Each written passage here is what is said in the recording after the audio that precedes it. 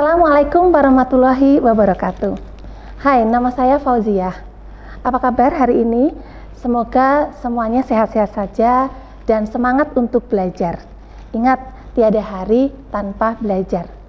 Oke, hari ini kita akan belajar tentang sesuatu yang sangat penting dalam manajemen operasi, yaitu kualitas. Apa itu kualitas? Kenapa perusahaan-perusahaan berusaha untuk mendapatkan sertifikasi tentang kualitas? Kenapa misalnya program studi manajemen berusaha untuk mendapatkan akreditasi unggul dari BAN PT? Kenapa program studi manajemen berusaha untuk mendapatkan akreditasi AUNQA? Nah, hal itu menunjukkan bahwa program studi manajemen itu berusaha untuk mendapatkan pengakuan kualitas baik secara nasional maupun secara internasional. Perusahaan juga ingin mendapatkan pengakuan dari masyarakat bahwa produk yang dihasilkannya berkualitas. Disinilah pentingnya kualitas, karena kualitas itu menjadi kunci keberhasilan perusahaan. Program studi manajemen berusaha untuk menunjukkan kepada masyarakat bahwa program penyelenggaraan pendidikannya itu dapat menghasilkan kualitas lulusan yang kompeten. Di samping itu juga memenuhi standar kualitas yang sudah ditetapkan. Oke, sekarang kita akan pelajari kualitas dari definisi dari berbagai perspektif. Yang pertama misalnya dari American Society for Quality yang mengatakan bahwa totalitas itu adalah fitur atau karakteristik dari produk maupun jasa bergantung pada kemampuannya untuk memuaskan kebutuhan yang dinyatakan maupun yang tersirat. Di samping itu, ada banyak perspektif tentang kualitas. Misalnya dari Heiser-Render tahun 2017 ada 3 perspektif.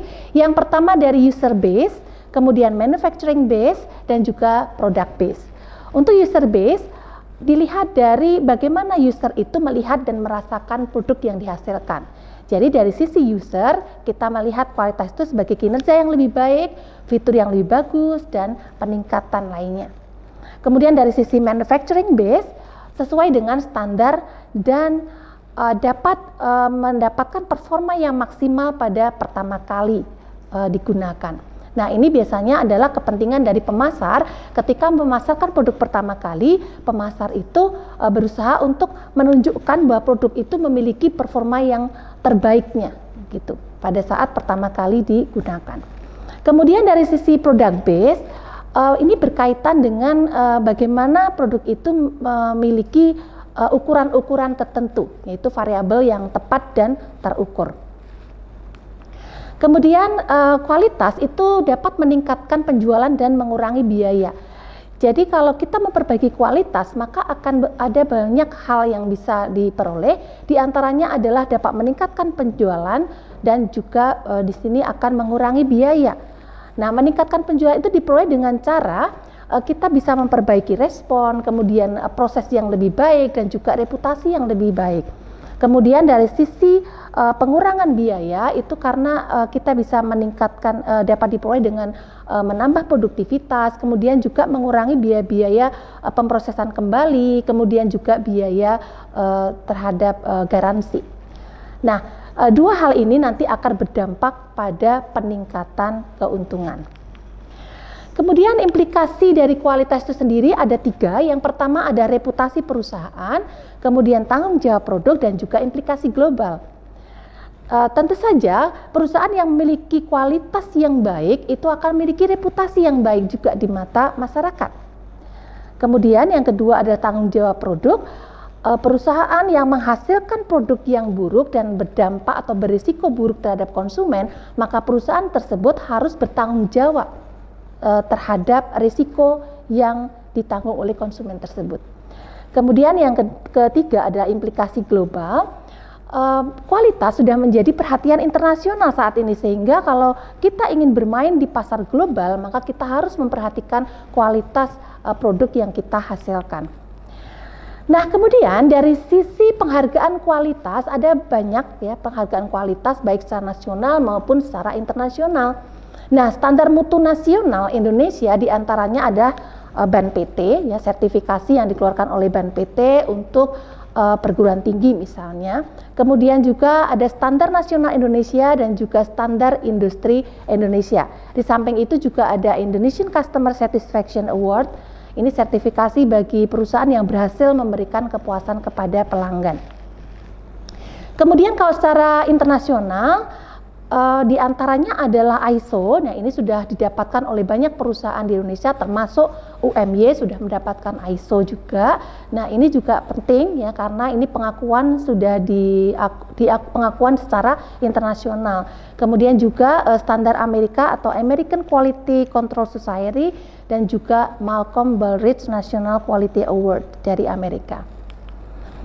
Oke, kemudian ketika perusahaan itu telah melakukan pengawasan kualitas atau telah concern terhadap kualitasnya, maka ada beberapa biaya yang bisa dikurangi. Di antaranya di sini yang pertama adalah biaya pencegahan. Jadi biaya yang muncul banyak berkaitan dengan kualitas itu ada 4. Yang pertama adalah biaya pencegahan atau preventive cost. Ini biaya yang terkait dengan pengurangan potensi produk atau jasa yang cacat. Misalnya adanya pelatihan yang memungkinkan karyawan itu berkompeten melaksanakan pekerjaannya, kemudian juga program-program peningkatan kualitas yang lain.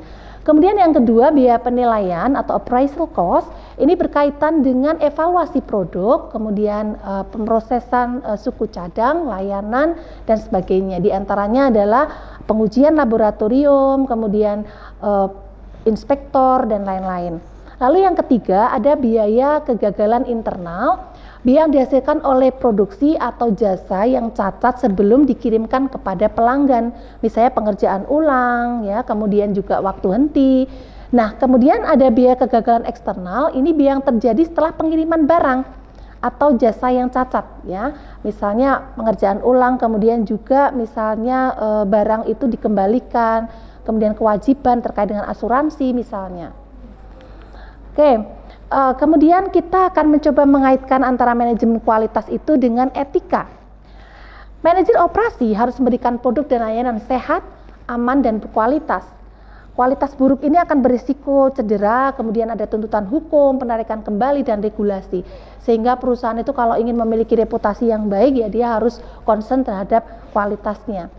Kemudian organisasi dinilai dari bagaimana mereka menanggapi masalah. Dan terakhir adalah semua pemangku kepentingan itu banyak dipertimbangkan. Ini berkaitan dengan etika. Lalu kemudian kita tidak lepas, ketika kita bicara kualitas, tidak lepas daripada Total Quality Management atau TQM.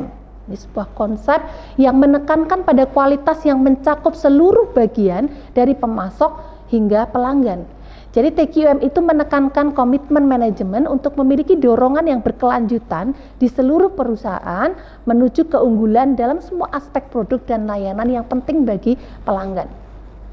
Oke. Kemudian ada 7 konsep dari TQM, ya, jadi dirangkum dalam 7 konsep. Yang pertama ada continuous improvement, kemudian ada Six Sigma, ada employee empowerment, kemudian ada benchmarking, ada just in time, Taguchi concept, knowledge of TQM tools. Untuk TQM tools kita akan pelajari kemudian. Yang video berikutnya kita akan bahas lebih lanjut tentang 7 concept of TQM.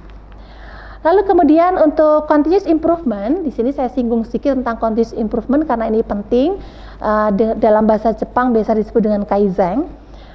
Ini merupakan manajemen kualitas total yang membutuhkan a never ending process of continuous improvement.